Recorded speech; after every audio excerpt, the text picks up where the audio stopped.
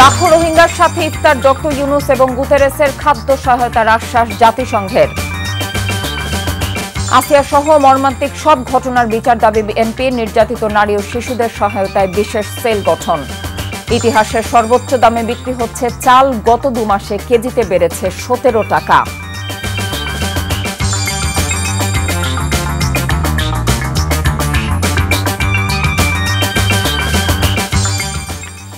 আসসালামু আলাইকুম, কথা নাহিয়ান, স্বাগত জানাচ্ছি এনটিভির সকালের খবরে। ক্রাউন সিমেন্ট শিরোনাম দেখছিলেন, এবার নিয়ে যাব পুরো খবরে। রোহিঙ্গা ক্যাম্পে 1 লাখ রোহিঙ্গার সাথে শুক্রবার ইফতার করলেন প্রধান উপদেষ্টা ডক্টর মোহাম্মদ ইউনুস এবং জাতিসংঘের মহাসচিব অ্যান্তনিও গুতেরেস। এর আগে নির্মাণাধীন কক্সবাজার আন্তর্জাতিক বিমানবন্দর এবং খুরুশকুল জলবায়ু বাস্তু কেন্দ্র পরিদর্শন করেন প্রধান উপদেষ্টা। আর উখিয়ায় রোহিঙ্গা শরণার্থী শিবির পরিদর্শন করেন জাতিসংঘ মহাসচিব। ঢাকা থেকে কক্সবাজার যাবার আগে প্রধান উপদেষ্টার কার্যালয়ে বৈঠক করেন এই 2 নেতা। বাংলাদেশে চলমান সংস্কার এবং উত্তরণ কার্যক্রমে জাতিসংঘ পাশে থাকবে বলে জানিয়েছেন সংস্থাটির মহাসচিব। রোহিঙ্গা শিবিরে বসবাসকারী 12 লাখ রোহিঙ্গা শরণার্থীর জন্য মানবিক সাহায্য হ্রাসের বিষয়ে উদ্বেগ প্রকাশ করেন অ্যান্তনিও গুতেরেস। রিপোর্ট করছেন ফাহাদ মোহাম্মদ। অন্তর্বর্তী সরকারের প্রধান উপদেষ্টা ডক্টর মোহাম্মদ ইউনুসের আমন্ত্রণে 4 দিনের সরকারি সফরের দ্বিতীয় দিনে শুক্রবার জাতিসংঘ মহাসচিব অ্যান্তনিও গুতেরেস যান কক্সবাজারের উখিয়ায় রোহিঙ্গা ক্যাম্প পরিদর্শনে। ঢাকা থেকে কক্সবাজারের যাত্রায় তার সাথে ছিলেন প্রধান উপদেষ্টা ডক্টর মোহাম্মদ ইউনুস। কক্সবাজার নেমেই উখিয়া রোহিঙ্গা ক্যাম্প পরিদর্শনে বের হন জাতিসংঘ মহাসচিব। ঘুরে দেখেন বিভিন্ন রোহিঙ্গা ক্যাম্প, কথা বলেন সেখানকার বসবাসরত নারী, শিশু ও ক্যাম্প লিডারদের সাথে। রোহিঙ্গাদের জীবনযাপন সশরীরে দেখে জাতিসংঘ মহাসচিব গণমাধ্যমকে জানান, ক্যাম্পে মানসম্মত জীবনযাপন খুবই প্রয়োজন। তাদের খাদ্য নিরাপত্তা দিতে সবকিছু করবে জাতিসংঘ। They want better conditions in the camp. Unfortunately, recently dramatic cuts in humanitarian aid were announced by the United States and by several other countries, namely in Europe. And because of that, we are at risk to cut the food rations in this camp. I can promise that we will do everything to avoid it, and I will be talking to all countries in the world. বলেন, রোহিঙ্গারা নিজ দেশে ফিরতে উগ্রীব, তাদের ফেরত পাঠাতে মিয়ানমারের শান্তি প্রতিষ্ঠা জরুরি। Rohingyas want to go back to Myanmar. It's essential that the international community does everything to make sure that peace is reestablished in Myanmar and that the rights of the Rohingyas are respected, that discrimination and persecution like the one that we witnessed in the past will end. জাতিসংঘ মহাসচিব যখন Rohingya camp পরিদর্শন করছিলেন, তখন নির্মাণাধীন কক্সবাজার আন্তর্জাতিক বিমানবন্দর ও খুরুশকুল জলবায়ু উদ্বাস্তু কেন্দ্র পরিদর্শন করেন প্রধান উপদেষ্টা ডক্টর মোহাম্মদ ইউনুস। এ সময় প্রকল্পের অগ্রগতি সম্পর্কে অবহিত করা হয় প্রধান উপদেষ্টাকে। পরে অন্তর্বর্তী সরকারের প্রধান উপদেষ্টার আয়োজনে রোহিঙ্গা শিবিরে 1 লাখ রোহিঙ্গাদের সাথে ইফতারে যোগ দেন প্রধান উপদেষ্টা ডক্টর মোহাম্মদ ইউনুস ও জাতিসংঘ মহাসচিব অ্যান্তনিও গুতেরেস। ইফতারে 2 নেতাকে পেয়ে অত্যন্ত খুশি রোহিঙ্গা ক্যাম্পে বসবাসরত শরণার্থীরা। যত তাড়াতাড়ি করা যায় দুনিয়ার মানুষের উপর বোঝানো যোগ্যই অন্যরা নিজের থেকে গেলে বলতে আর দুনিয়ার মানুষের সব আরা কিন্তু মারা ক্ষমতা আনাতে আসতে আনা পেয়েছ।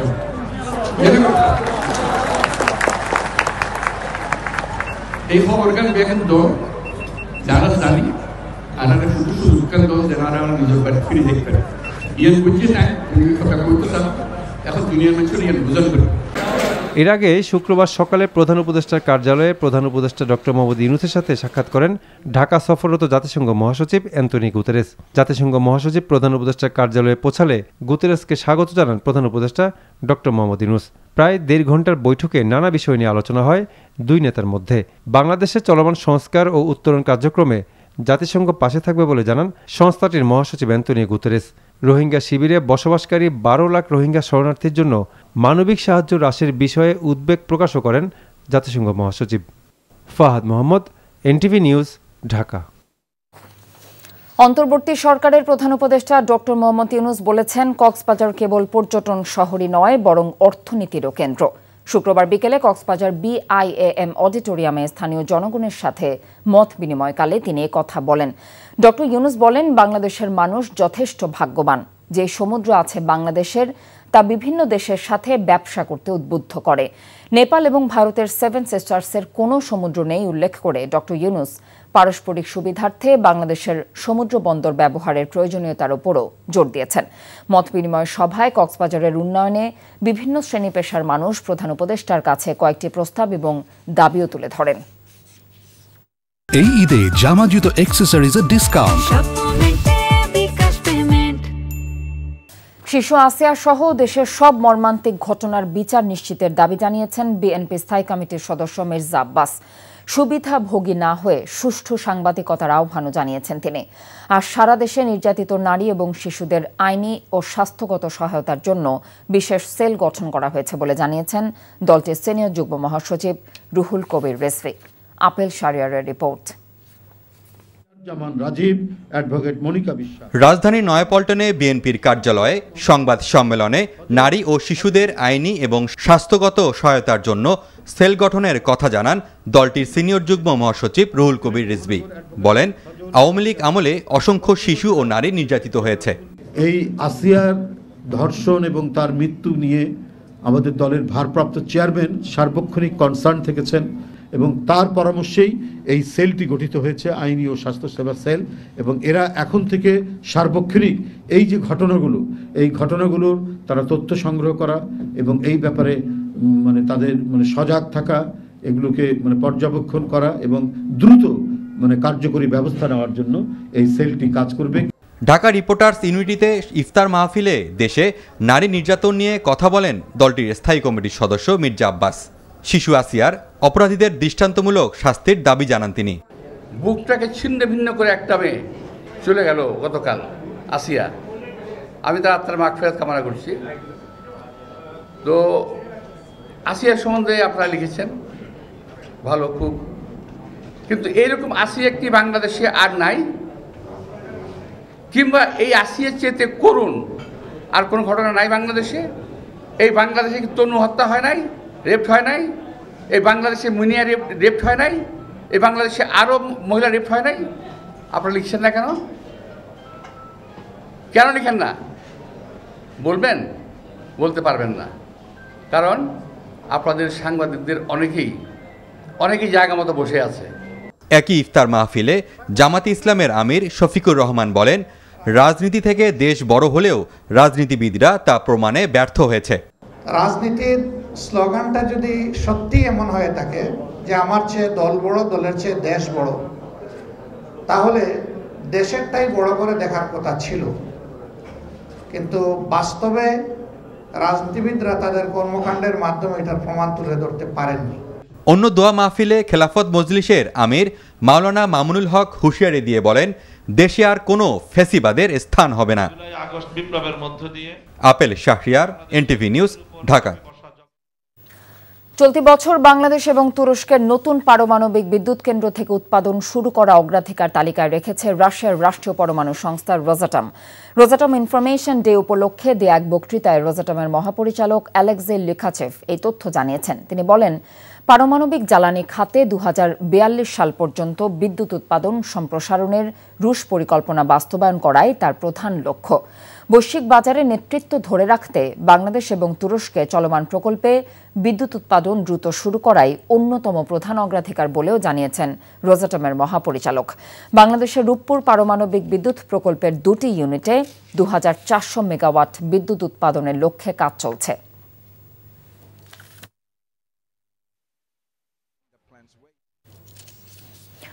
ইতিহাসের সর্বোচ্চ দামে বিক্রি হচ্ছে বাঙালির প্রধান খাবার চাল।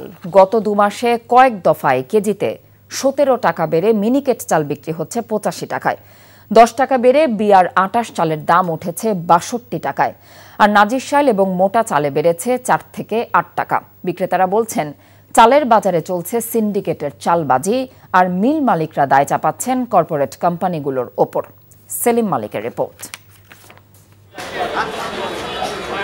রাজধানীর কাউরান বাজারে চাল কিনতে এসে বেশ বেকায়দায় ক্রেতারা। নতুন করে আয়না বাড়লেও চালের দাম বেড়েছে রেকর্ড পরিমাণ। আমি যেই কামাই করি সেটা তো কামাই বাড়তেছে না, কামাই বাড়তেছে, চালের দাম ঠিকই বাড়ছে। নিম্ন মধ্যবিত্ত পরিবারগুলো খুব কষ্টে আছে।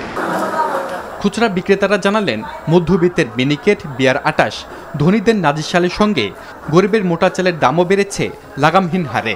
মিনিকেট চাউল 68 থেকে 70 টাকা, সেটা হলো এখন বর্তমানে 85 টাকা। নাজিরশাল 75 থেকে, কোয়ালিটি মধ্যে 85 টাকা, 28 হয়ে গেছে আপনার 62 টাকা।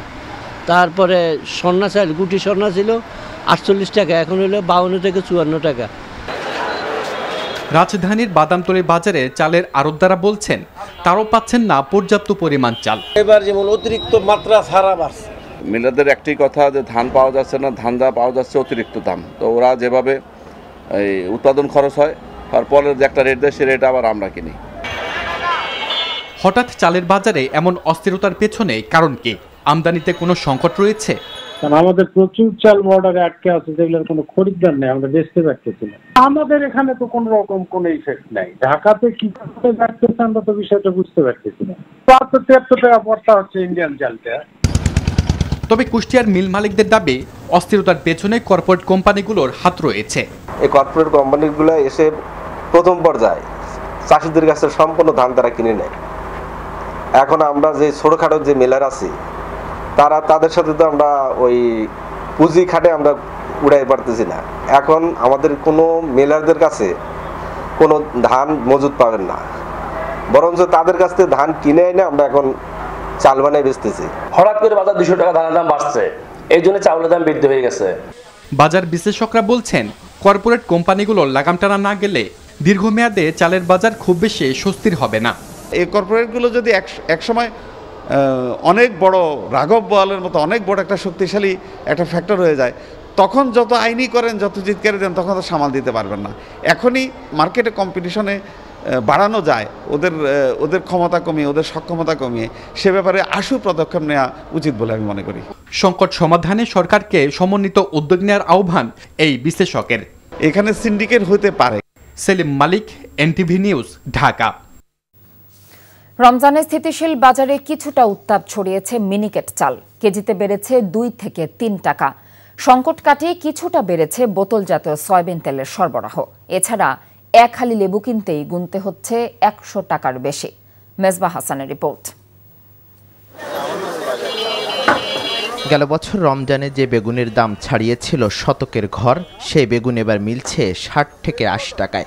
এমন প্রতিটি সবজির দাম এবছর অনেকটাই হাতের নাগালে। রমজানের প্রথম সপ্তাহের মতোই স্থিতিশীল রয়েছে এই বাজার। ব্রয়লার মুরগি ওঠানামার মধ্যে থাকলেও কেজিতে 50 টাকা পর্যন্ত কমেছে সোনালী মুরগির দাম। তবে চড়া লেবুর দাম। শসা 120 টাকা, লেবু 120 টাকা হালি। সোনালী মুরগি এখন হইলো আপনার 270 টাকা কেজি, আর ব্রয়লারটা 200 টাকা কেজি। অন্য যে কোনো সময় রমজানের তুলনায় এবার রমজানের স্বস্তি মিলেছে কতটা, প্রশ্ন ছিল ক্রেতাদের কাছে। যে অন্যবার অনেক বাড়তি থাকে যে সবজির দাম, কিন্তু এবার একটু আমার কাছে অনেকটাই কম লাগলো আর কি। মোটামুটি সবকিছুতেই সহনীয় মনে হচ্ছে।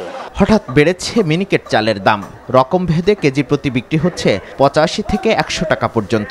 খুচরা ব্যবসায়ীদের অভিযোগ, মজুদ থাকার পরও বাজার অস্থিতিশীল করতে দাম বাড়িয়েছে মিলাররা।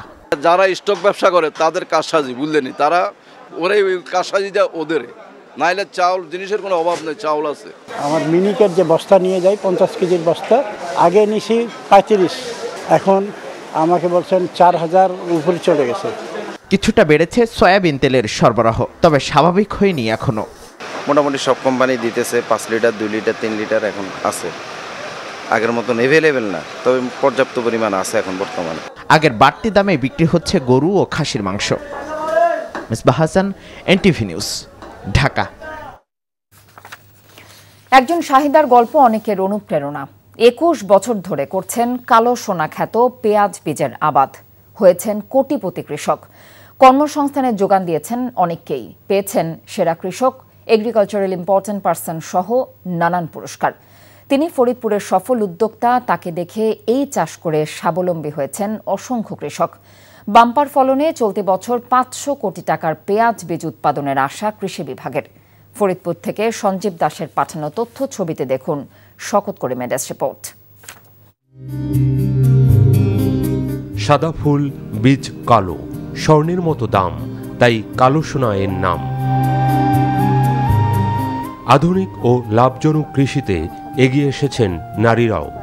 এমনই এক সফল কৃষক উদ্যোক্তা ফরিদপুর শহরতলির অম্বিকাপুরের গৃহবধূ শাহিদা বেগম।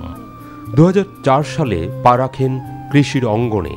মাত্র 40% জমিতে শুরু করেন পেঁয়াজ বীজের আবাদ। নিষ্ঠা, সততা আর পরিশ্রম দিয়ে এখন তা পরিণত করেছেন 100 একর জমিতে। আমি যখন শুরু করি অনেক বাধা, অনেক কথার মধ্যেও আমি কারো কথায় কান্না দিয়ে আমি আমার মতো কাজ করি। তখন আমরা শুরু করার পরে এখন আমাদের এলাকায় আমার দেখা দেখি করে অনেকেই এই বীজ করে। পেঁয়াজের বীজটা আর পেঁয়াজের যে ঘাটতি আছে, এই ঘাটতি আমাদের দেশের পূরণ হবে এবং আমরা বাহিরে দিতে পারবো, আমাদের বাহিরে থেকে আনতে হবে না। সেই লক্ষ্যে আমরা কাজ করতে। চোখের সীমানা পেরিয়ে যায় পেঁয়াজ বীজের ক্ষেত। ফুলে ফুলে লুকিয়ে আছে কৃষকের সোনালী স্বপ্ন। চলছে শেষ মুহূর্তের পরিচর্যা, পরাগায়নের কাজ। ছোট শিশুর মতো যত্ন করতে হয় এসব বীজের। নভেম্বর ডিসেম্বরে আবাদ শুরু হয়ে ফলন ওঠে এপ্রিল মেতে। পরাগায়ন করলে এই স্পটগুলো মনে করেন নিচে পড়িয়া 20-16 আনা ফোটে এবং চিটা হয় না। আমার দীর্ঘ অনেক দিন থেকে কাজ করি। জমি আছে প্রায় 100 একর, লোকজন আছে 50 থেকে 60 জন। নারী পুরুষ দিয়ে আমরা বহুত লোক কাজ করি, যা বেতন দেয় আল্লাহর রহমতে আমাদের দিন মজুরি ভালোই যায়। সার্বিক তত্ত্বাবধান ও কৃষকদের পরামর্শ দিয়ে যাচ্ছে কৃষি বিভাগ। পেঁয়াজ বীজ উৎপাদনের যে বিভিন্ন কলাকৌশল আছে, বিশেষ করে পেঁয়াজ বীজ উৎপাদনের সময় যে পরাগায়নের দরকার হয়, হ্যান্ড পরাগায়ন, এবং অন্য অন্য যে রোগবালাই বা পোকামাকড়ের যে ব্যবস্থাপনা, সেই ব্যবস্থাপনা সম্পর্কে তাদেরকে বিভিন্ন সময় পরামর্শ দেওয়া হয় এবং ক্ষুদ্র কৃষক দিক নিয়ে বিভিন্ন সময় আমরা এই ব্যাপারে গ্রুপ মিটিং করে থাকি। দেশে পেঁয়াজ উৎপাদনে দ্বিতীয় এ জেলা। পাশাপাশি 50% পেঁয়াজ বীজ বা কালো সোনার চাহিদা মেটায় এখানকার কৃষকরা। শুরুতে নিজের ভাগ্য, এরপর দেশের অর্থনীতি বদলের স্বপ্ন দেখছেন শাহিদার মতো উদ্যোক্তারা। শওকত করিম, এনটিভি নিউজ ডেস্ক। এই ঈদে জামা জুতো অ্যাক্সেসরিজের ডিসকাউন্ট। ঈদ যাত্রায় ট্রেনের অগ্রিম টিকিট বিক্রি শুরু হয়েছে। শুক্রবার সকাল 8টা থেকে অনলাইনে ট্রেনের অগ্রিম টিকিট বিক্রি শুরু হয়। মাত্র কয়েক মিনিটের মধ্যেই বিক্রি হয়ে যায় অধিকাংশ টিকিট। এদিন বিক্রি হয়েছে রেলওয়ে পশ্চিমাঞ্চলের আন্তনগর ট্রেনের টিকিট। এছাড়া শুক্রবার দুপুর 2টায় বিক্রি শুরু হয় পূর্বাঞ্চলের আন্তনগর ট্রেনগুলোর টিকিট। যাত্রীদের সুবিধার জন্য শতভাগ টিকিট অনলাইনে বিক্রির সিদ্ধান্ত নেওয়া হয়েছে। আগামী 1 এপ্রিল পবিত্র ঈদ উল ফিতরের দিন ধরে ট্রেনের আসরের অগ্রিম টিকিট বিক্রির সিদ্ধান্ত নিয়েছে বাংলাদেশ রেলওয়ে। সিদ্ধান্ত অনুযায়ী ঈদের আগে আন্তনগর ট্রেনের 24 মার্চের টিকিট বিক্রি হয়েছে এদিন। এছাড়া চাঁদ দেখার উপর ভিত্তি করে 31 মার্চ এবং 1 এবং 2 এপ্রিলের টিকিট বিক্রি করা হতে পারে। যাত্রীদের অনুরোধে 25% টিকিট যাত্রা শুরুর আগে প্রারম্ভিক স্টেশন থেকে পাওয়া যাবে। ঈদ যাত্রার অগ্রিম টিকিট একজন যাত্রী সর্বোচ্চ একবার একসাথে 4টি আসন গ্রহণ করতে পারবেন।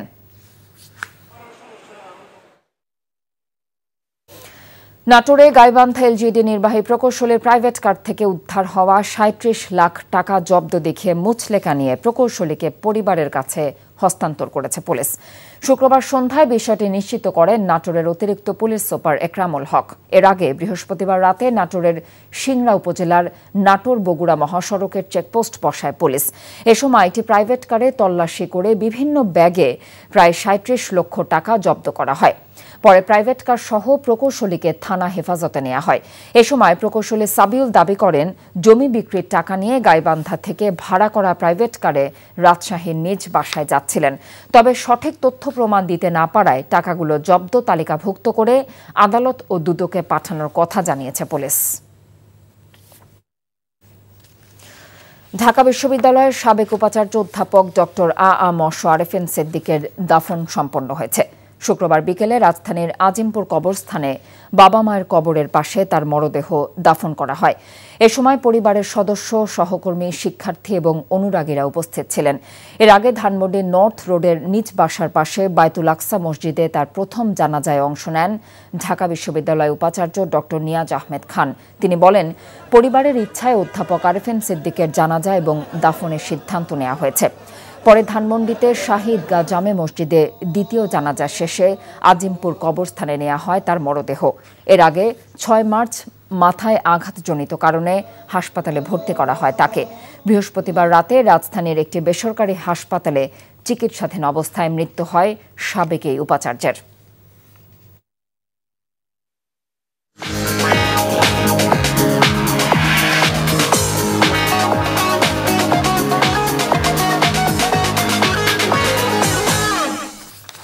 এবারে মার্কেন্টাইল ব্যাংক অর্থনীতির খবর।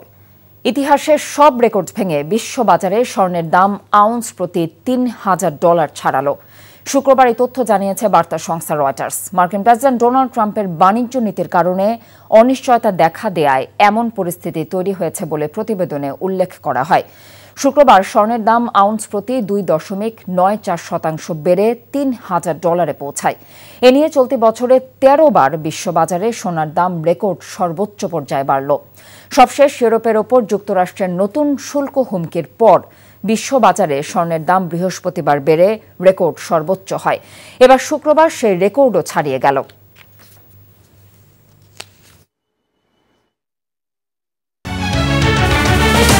লাখো রোহিঙ্গার সাথে ইফতার ডক্টর ইউনুস এবং গুতেরেসের খাদ্য সহায়তার আশ্বাস জাতিসংঘের। আসিয়া সহ মর্মান্তিক সব ঘটনার বিচার দাবি বিএনপি। নির্যাতিত নারী ও শিশুদের সহায়তায় বিশেষ সেল গঠন। ইতিহাসের সর্বোচ্চ দামে বিক্রি হচ্ছে চাল। গত 2 মাসে কেজিতে বেড়েছে 17 টাকা। এই ছিল এনটিভির সকালের খবরে। এই খবরের ভিডিও সহ আপডেট জানতে ভিজিট করুন এনটিভি অনলাইন www.ntvbd.com। এছাড়াও এনটিভির জনপ্রিয় সব অনুষ্ঠান এবং খবরের আপডেট জানতে ভিজিট করুন আমাদের ইউটিউব এবং ভেরিফাইড ফেসবুক পেজ। এতক্ষণ সাথে থাকার জন্য ধন্যবাদ সবাইকে।